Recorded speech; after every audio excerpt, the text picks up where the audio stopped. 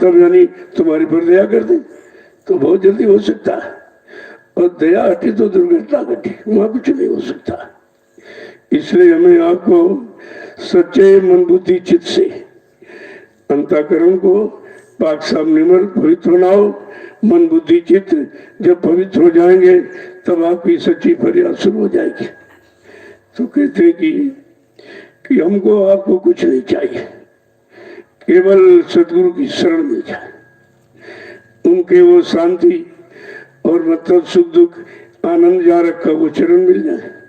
तो चरण और शरण और वचन ये तीन ही चाहिए। आप उनके वचन मिल जाए और शरण मिल जाए और चरण मिल जाए, बस इन्हीं से तो काम हो जाएगा।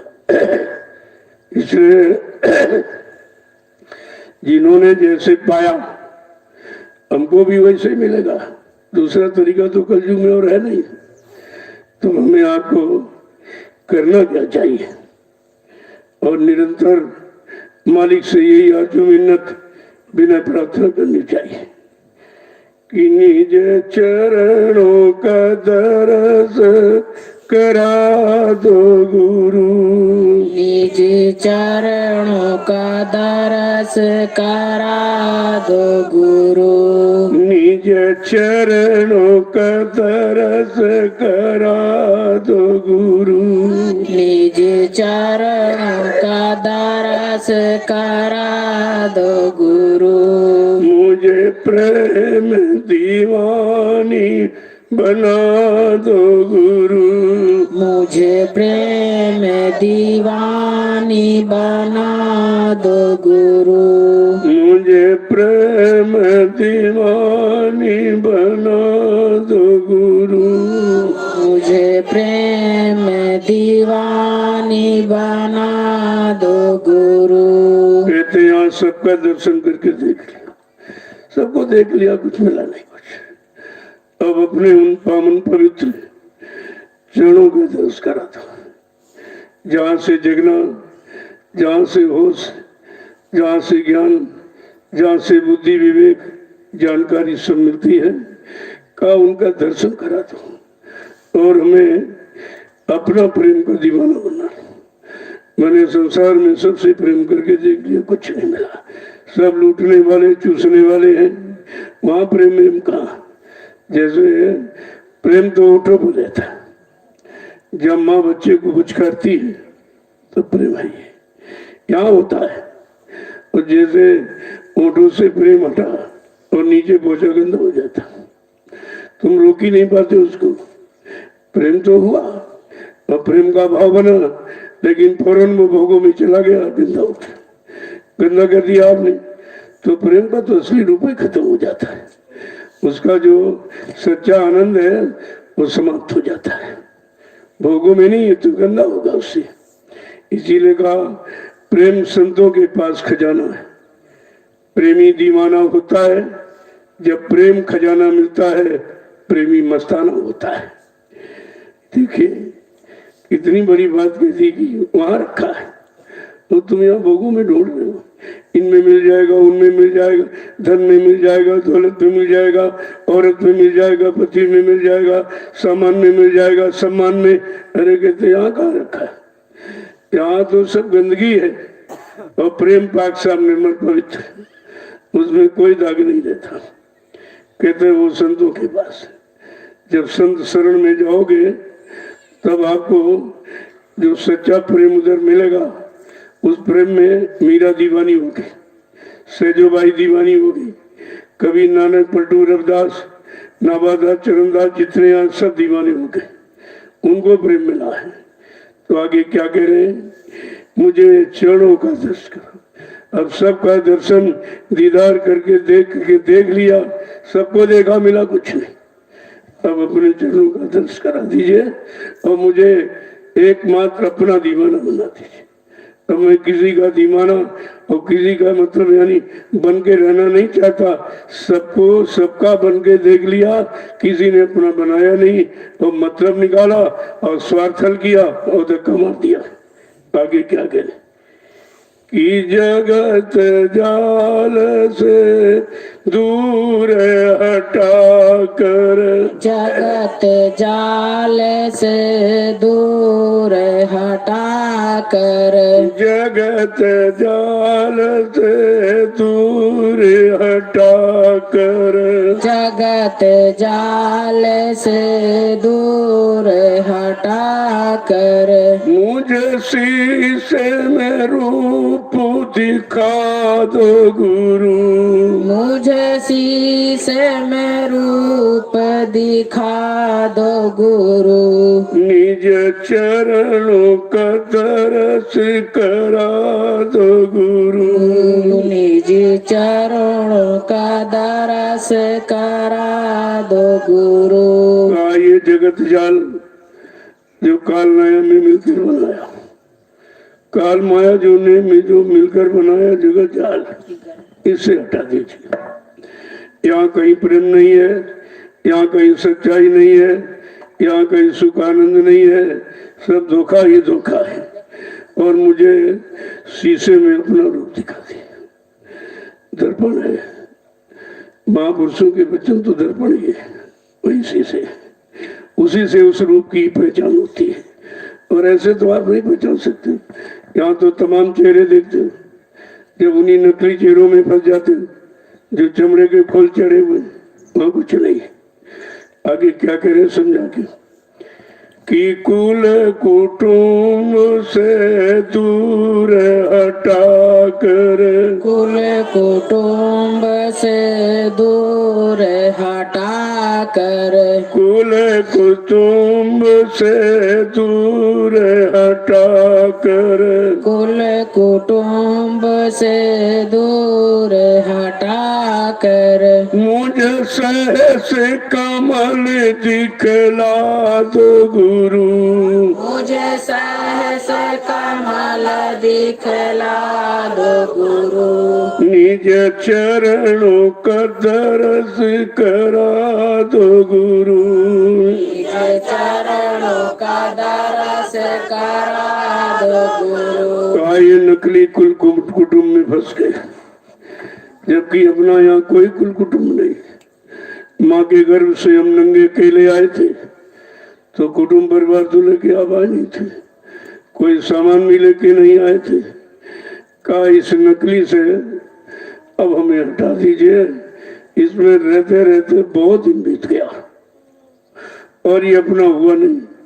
जिस शरीर में गया वो भी अपना नहीं हुआ, वहां जन्म हुआ फिर मर, फिर जन्म हुआ फिर मर गए, फिर जन्म मर गए, बिना कुछ। जो सामान इकट्ठा करते रहे वो भी छूट गया। कहा ये कुल कुटुंब का से दूर हटाकर अब ये जितनी गंदगी है जिसमें हम फंसे पड़े हैं, इससे आप हमको हटा दीजिए, हम मुझे सहज कमल दिखला दीजिए। ये पहला स्थान, यहाँ से चलना शुरू करा दीजिए। यहीं से प्रारंभ होता है अपने घर की तैयारी का, ये पहला स्थान है। कहा वहां मुझे वो दिखला दीजिए, जब वो देख लूंगा ये भूल जाऊंगा सब।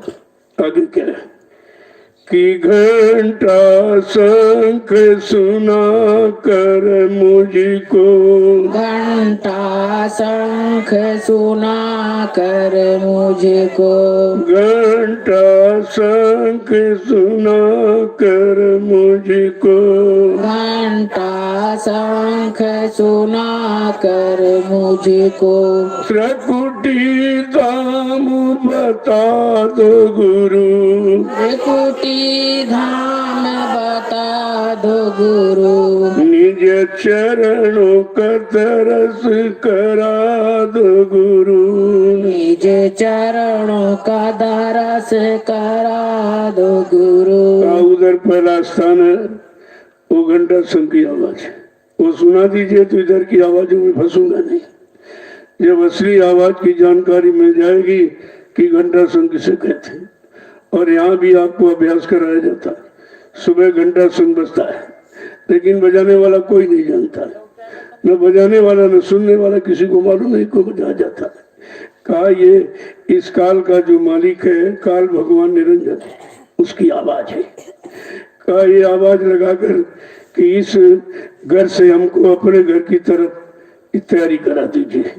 इसीलिए आपको घंटा संग में जाके जगाया जाता है कि जागो काल माया के देश से और अपने घर की तरफ चलो, तैयारी करो, अपने घर पहुंचो। तो ये सब तैयारी आपकी है, लेकिन वही बात है कि मतलब समझ में कुछ नहीं आया और किसी ने बताया नहीं अभी तक।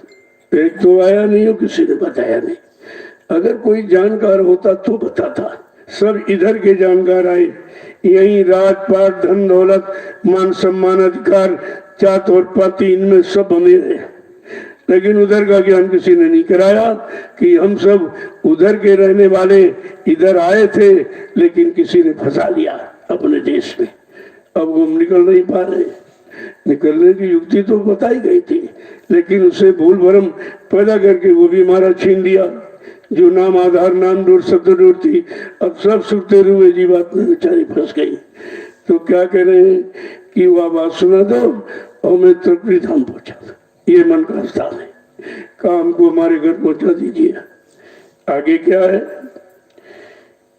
कि गगन शिखर का दर से करा कर, गगन शिखर का दरस करा कर, गगन शिखर का दरस करा कर, गगन शिखर का दरस करा कर, मुझे 10वां द्वार लखा दो गुरु, मुझे 10वां द्वार लखा दो गुरु, निज चरणों का दरस करा दो गुरु, निज चरणों का दरस करा दो गुरु।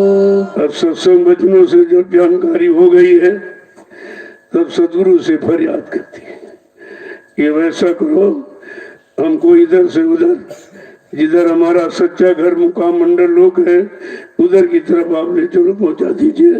तो कहते अब गगन शिखर का दर्श करा था। ये आसमान नहीं, आसमान के ऊपर है वो आसमान का, वो शिखर चोटी पर पहुंचा दीजिए, ताकि इधर की दूरी बढ़ती जाए, उधर की नजदीकी मिलती जाए। तो कहते कि मुझे 10वां द्वार रखा, बस ये असली यहाँ से एकदम बात सामने पत्थर पवित्र हो जाते, काम को 10वां था। ये 9 द्वारों में फंसा रहा अभी तक। 2 आंखें, 2 आंख, 2 कान, 2 नाक के सुराग, नीचे गुदा और इंद्री, काम इन्हीं 10 द्वारों में गंदगी में देखता रहा, सुनता रहा, फंसता रहा। अब इससे 9 द्वारों से निकाल कर हमें 10वां द्वार पहुंचा दीजिए। आगे क्या कह रहे हैं कि मान सरोवर कर में धुला कर, मान सरोवर कर में धुला कर, मान सरोवर कर में धुला कर, मान सरोवर कर में धुला कर, मुझे हंस स्वरूप बना दो गुरु, मुझे हंस स्वरूप बना दो गुरु, निज चरणों का दर्श करा दो गुरु, निज चरणों का दरस करा दो गुरु। कहते 10वां द्वार के उस पार मान सरोवर है, वहां पर स्नान करा के हमारी सब गंदगी उतार दो। तब हम अपने घर जाने के काबिल, अपने पिया प्रीतम मालिक से मिलने के काबिल बन पाएंगे, और मुझे ये सब गंदगी हटाकर हंसरूप बना दीजिए। आगे क्या कह रहे हैं कि महाशून्य भमर गुफा में, महाशून्य होए भंवर गुफा में, महाशून्य भमर गुफा में, महाशून्य होए भंवर गुफा में, मेरे काल के जाल तुड़ा दो गुरु, मेरे काल के जाल छुड़ा दो गुरु, निज चरणों का तरस बना दो गुरु, निज चरणों का दास बना लो गुरु, निज चरणों का दरस करा दो गुरु, निज चरणों का दरस करा दो गुरु। अब ऊपर की मंजिलों की बार बार मांग करता है कि इसके आगे भंवर गुफाएं मासूम मैदान वहां पहुंचा दीजिए, और मतलब यानी ये काल के सारे जाल तोड़ा दीजिए, सब खत्म हो जाए, हम स्वतंत्र हो जाएं, बंधन मुक्त हो जाएं, हमको उधर पहुंचा दीजिए। आगे क्या है कि सत लोक सत पुरुष दिखा कर, सत लोक सत पुरुष दिखा कर, सत लोक सत पुरुष दिखा कर, सत लोक सत पुरुष दिखा कर, मुझे बीन की तान सुना दो गुरु, मुझे बीन की तान सुना दो गुरु, निज चरणों का दरस करा दो गुरु, निज चरणों का दरस करा दो गुरु। बेटे जब काल के जाल टूट जाएंगे, काल के बंधनों से मुक्त करा दो तो हम सब लोग अपने सच्चे घर पहुंचेंगे और वहां सच्चे मालिक सतपुरुष का दर्शन मिल जाएगा। ये सब करा दीजिए, उसको वहां सत्र पहुंचा दीजिए और सच्चे मालिक का दर्शन करा दीजिए, और मुझे वहां की जो सच्ची आवाज है बीन बांसुरी उसे सुना दीजिए, तो पक्का विश्वास हो जाएगा। फिर इधर से पूरा लगाओ यानी खत्म हो जाएगा, उधर अपना बड़ा हो जाएगा। आगे क्या कह रहे कि अलख अगम का भेद बता कर, अलख अगम का भेद बता कर, अलख अगम का भेद बता कर, अलख अगम का भेद बता कर, मुझे सतगुरु स्वामी गोद बिठा लो गुरु, मुझे सतगुरु स्वामी गोद बिठा लो गुरु, निज चरणों का दरस करा दो गुरु, निज चरणों का दरस करा दो गुरु। कहते हैं कि अलख अगम ये भी भेद बता दो, सतलोक पहुंचा दो, वहां से आगे जो अलख अगम अनाम देश है उसका भी भेद बता दीजिए, और मैं सतगुरु स्वामी की गोद में बैठा दीजिए। बस उनकी गोद में पहुंच जाने के बाद सारा भूल भ्रम खत्म हो जाएगा, सब अंधकार शंका संदेह सब ही मिट जाएगा। का ये कृपा दया करके कर दीजिए, देखो ये मांग करनी चाहिए। और हम आप क्या करते यही का कल सामान मांगते रहते, ये दे दीजिए, ये दे दीजिए, ये बना दीजिए, वो बना दीजिए, जबकि यहाँ बना सब बिगड़ेगा। ये तो बिगड़ने वाला देश बनने वाला कहा, यहाँ बनाओ बिगाड़, यही उसका खेल है, यही उसकी रचना है, और इसी रचना में हम लोग फंसे पड़े हैं। ना यहाँ बन पाता न बिगड़े में रह पाओगे न बने, इधर उधर रहने का ही नहीं देगा, दोनों में उलझाए रहेगा, कभी इधर कभी उधर, कभी उधर कभी उधर। इसी उधर में उधर का भेद छूट गया, घर का भेद नहीं मिल पाया, घर तक पहुंचने का रास्ता किसी ने बताया नहीं, तो हम सब सुखते रुए जीवात्मा ये पर पड़ी, सब बेचारी भटक रही है। अब कोई उनकी भटक ये खटक मिटाने वाला जब कोई आएगा तभी तो मिटेगा। यहाँ तो कोई ऐसा आया नहीं, यहाँ सतयुग में, त्रेता में, द्वापर में उन्हीं के आने का इतिहास है। कहा ऋषि और मुनि और योगी और महर्ष और त्यागी बैरागी और माता अवतारी ये सब आते जाते रहे, लेकिन छुटकारा दिलाने वाला कोई नहीं आया। ये भी आए, ये भी इसी में फंसे रहे, यहीं पर मान सम्मान अधिकार पाते रहे और राजा बन गए, धनी बानी बन गए, गरीब अमीर ये सब यहाँ उतारा, लेकिन यहाँ से निकलने की बात तो किसी ने बताई ही नहीं। ऐसा मालूम पड़ता है किसी को रास्ता नहीं मालूम, या मालूम हो तो उनको वे राज और रहस्य भेद खोलने का अधिकार नहीं होगा। कोई तो बात जरूर रही होगी, लेकिन कुल मिलाकर यहाँ किसी ने रास्ता बताया नहीं। तभी का घिरी बदरिया पाप की बरस रहे अंगार, और संत न आते जगत में तो जन्मता संसार। यहाँ तो पाप के बादल घिरे हुए हैं चारों तरफ। मतलब अब तो इस समय इसी की बहुताहत है, बाहुल्यता इसी की है। जिधर देखो मार काट, हिंसा, चोरी, कत्लेआम, व्यभिचार, कुपचार और परेशानी, इसके सिवा कुछ नहीं। कहीं सुख शांति की तो देश मात्र भी कहीं दिखाई नहीं देता। अब चारों तरफ लोग फंसे पड़े हैं, बेचारे कैसे निकलेंगे, कौन निकालेगा ये भी नहीं मालूम। और जिनसे फरियाद करते वहां कुछ होना नहीं। क्यों? जहां बेदर्द हाकिम वहां फरियाद क्या करना, वहां तो तुम्हारी कोई सुनने वाला है नहीं, क्योंकि उनको खुद ही नहीं मालूम है कि शांति का रास्ता, सुकून का रास्ता, सच्चे आनंद का और सच्चे सुख का रास्ता कहाँ है। और जिसको ढूंढते रहे वहां किसी को मिला नहीं, किसी को रास्ता नहीं मिला। देखो दिन भर सब दौड़ते हैं, कोई बाइसिकल से जा रहा, कोई साइकिल से जा रहा, कोई 4 व्हीलर से, कोई ट्रेन से, कोई हवाई जहाज से। इनसे पूछो भाई कहाँ जा रहे हो, क्या ढूंढ रहे हो?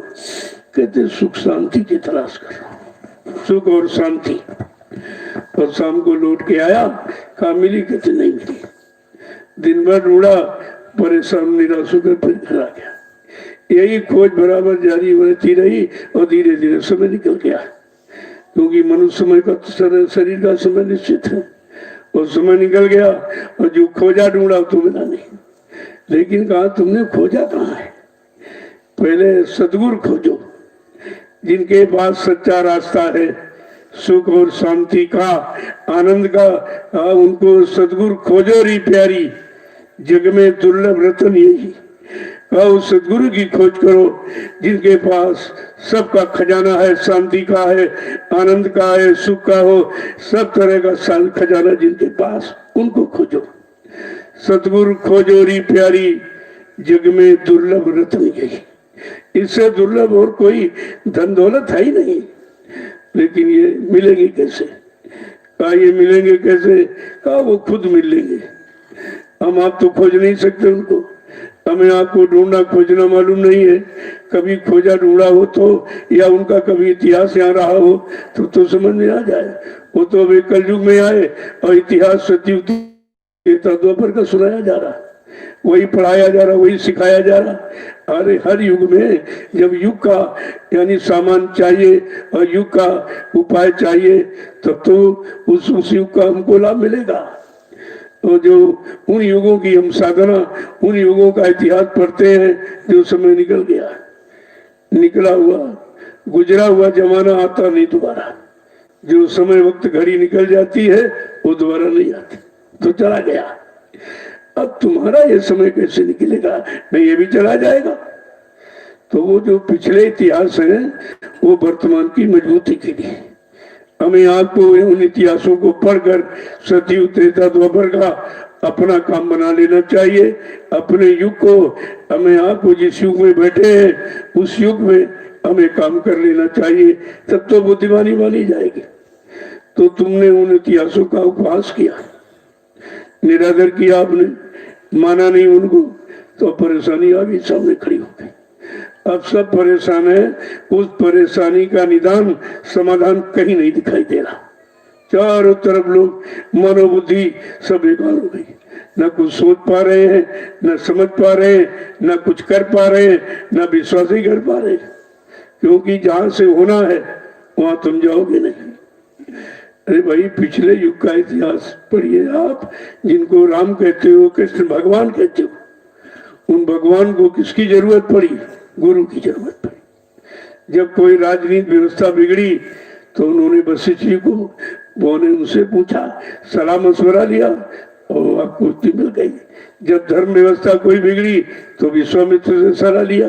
भगवान को तो दो गुरु की जरूरत, और इंसान कहता गुरु कुछ नहीं।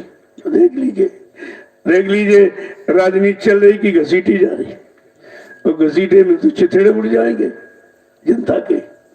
और वही हो रहा। अगर पिछला इतिहास भी तुम पढ़ लो कि भाई उस समय भगवान राम ने भी राजनीति की इसी भारत में, भगवान कृष्ण ने भी राजनीति की इसी भारत भूमि पर, उन्होंने कैसे चलाई, तो वो अगर सिद्धांत आप ले लो, सीख लो और मतलब जान लो तो तुम्हारा भी चल जाएगा। लेकिन वो तो ये सब करते नहीं कुछ, क्योंकि इनके बस का नहीं है।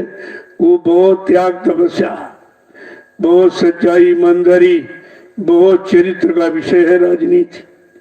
ये इस तरह की नहीं जैसे सब कर रहे हैं, और इसीलिए मुसीबत आ गई है। परेशानियां भी क्या और बढ़ जाएगी अगर उस पिछले इतिहास को नहीं पढ़ा और नहीं समझा और नहीं सीखा, उसके अनुसार अपना नहीं बनाया, तो परेशानी और बढ़ जाएगी। आप देखते रहिए आगे कितनी मुसीबत खड़ी है। वो तो संत महापुरुषों को दिखाई दे रही, क्यों वो त्रिकालदर्शी हैं, भूत भविष्य वर्तमान को देखने वाले। उनकी आत्मा की दिव्य आंख, दिव्य कान खुल गया है, और इधर ये लोग दिव्य कान और आंख की बात जानते नहीं। इनको पता ही नहीं कि आत्मा में क्या है और आत्मा में कौन आंख कान है, कुछ नहीं मालूम। एक तो मालूम नहीं है और बताया जा रहा उसको सुनते नहीं और मानते नहीं है और करते नहीं, तो फिर कैसे होगा। ये तो या तो तुम स्वयं सक्षम कर लो या करने वाले को सहयोग दे दो, मौका दे दो, तो तुम्हारा ये काम सब बन जाएगा। लेकिन ये अभी कुछ होना नहीं है। क्यों? विनाश काले विपरीत होती, फिर धर्मशास्त्रों में लिखा वो क्या झूठा हो जाएगा। उनकी वाणी भी सत्य होनी है। जब जैसी हो तबता तब तैसी मति होए, और काल रेख की लेख को मेट सके नहीं कोई।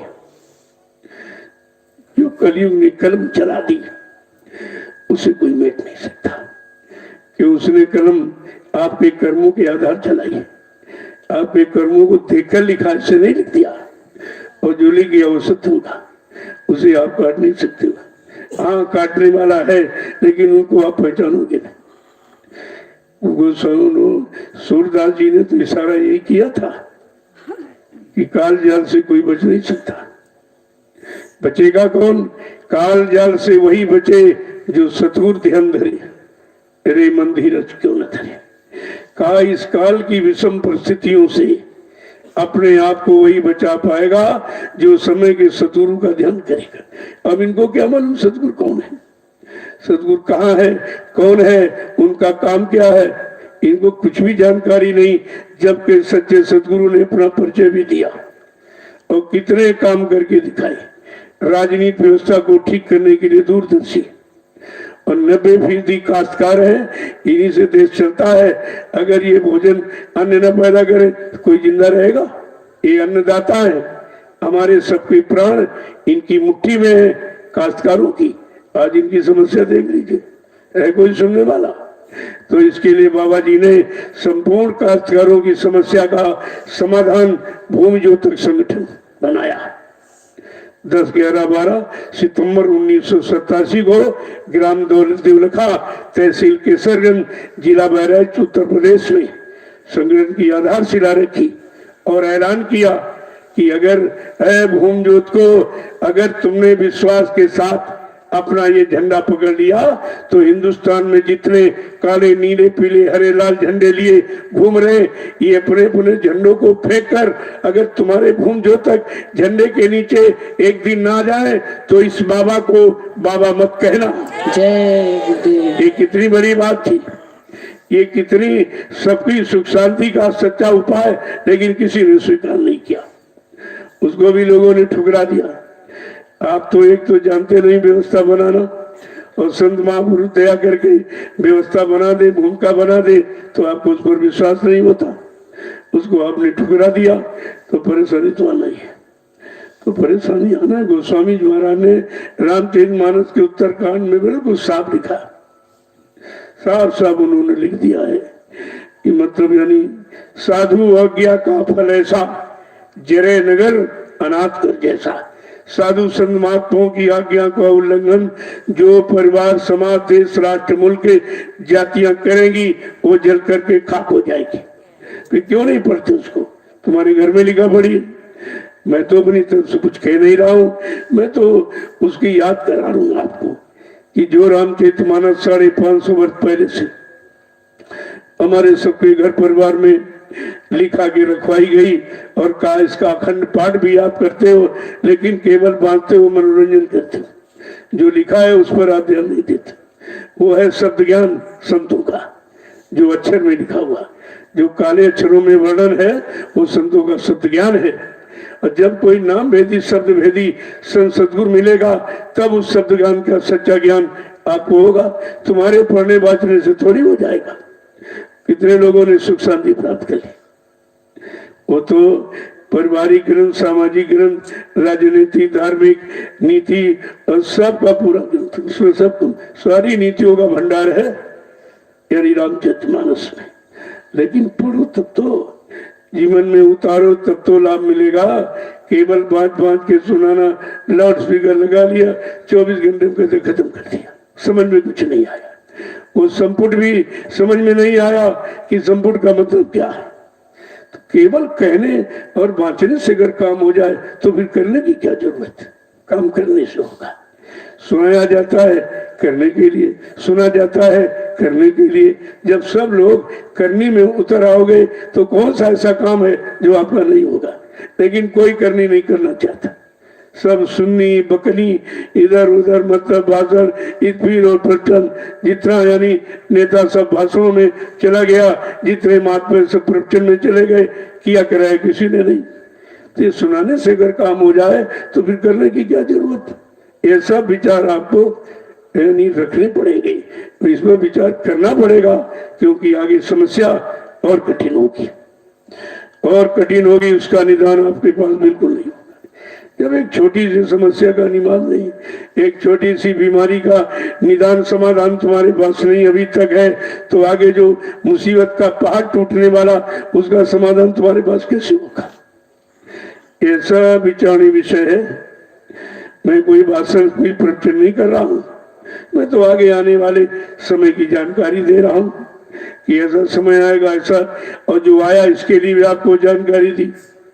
बराबर 8 वर्ष मैंने हिंदुस्तान में बड़े बड़े मंच लगाकर और शासन प्रशासन से परमिशन लेकर उनको भी सूचना देके मैंने संदेश प्रसारण किया था कि आगे का समय बहुत खराब। आप लोग ऐसा काम कोई मत करो जिससे कुदरत नाराज हो जाए। अगर कुदरत नाराज हो गई तो उसकी नाराजगी का परिणाम बड़ा बुरा होगा और तुम उसको बर्दाश्त भी नहीं कर पाओगे और नहीं माने लोग। ये मार काट हिंसा चोरी ये क्या है। जीवों को मारना काटना क्या ये धर्म है, क्या ये दया है, क्या मतलब ये भी कोई सिद्धांत है। कम से कम इस पर तो विचार करना चाहिए। जैसे तुम्हारा परिवार हो, तुम्हारे बाल बच्चे हैं, अगर इनको मारे काटे सताए अपमानित करे आपको कैसा लगेगा। ये सब परमात्मा की बनाई व्यवस्था। तुम परमात्मा की व्यवस्था को भी नष्ट करने के लिए तैयार हो गए तो तुम्हारा क्या होगा, तुम्हारा क्या होगा। इसलिए कहा गया था भाई ये भारत धार्मिक देश है, यहाँ हिंसा और अत्याचार अनाचार पापाचार भ्रष्टाचार इसको रोकने के लिए ही परमात्मा की तरफ से शक्ति आई और उसने आपको सिखाया पढ़ाया सुनाया समझाया। जिनको राम कहते हो उन्होंने क्या कहा, सब लोग धर्म कर्म में आ जाओ, मानवता इंसानियत में आ जाओ, प्रेम प्यार मोहब्बत सेवा दया सदाचार परमात्मा की यादगार में आ जाओ। सब अपने मन मस्तिष्क में माँ बहन बेटी बहू की परख पहचान कर लो, ये सिखाया। नहीं माने तो मार काट के खलियान कर दिया। इतिहास उठाइए आप तो समझ में आ जाएगा तुम किस सजा पाने के अधिकारी बन रहे हो, तुम्हारा काम किस सजा पाने का हो रहा है, तो इतिहास से बता देगा। तो जिन्होंने जो नहीं माने परिणाम देखिए कितना बुरा। एक नारी सीता का अपहरण होने पर कितना बड़ा विनाश हो गया। इतिहास उठा के देखिए आप कितना विनाश हो गया।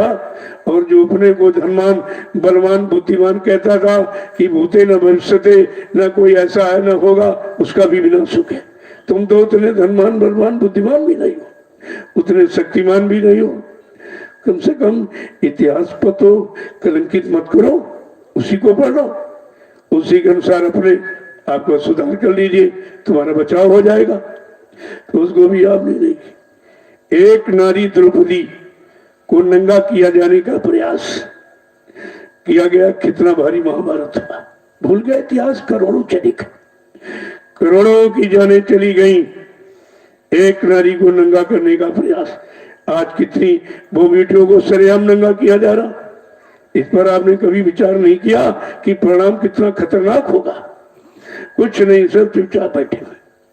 किसी को होश नहीं है, किसी को जानकारी नहीं है, किसी को सच्चा ज्ञान नहीं कि आखिरकार ये सब हो रहा, इसका परिणाम कितना खराब होगा, इसमें होगा क्या का विनाश होगा। वो विनाश की स्थिति तैयार कर रहे हो। नहीं मानो तुम जानो तुम्हारे काम क्या है।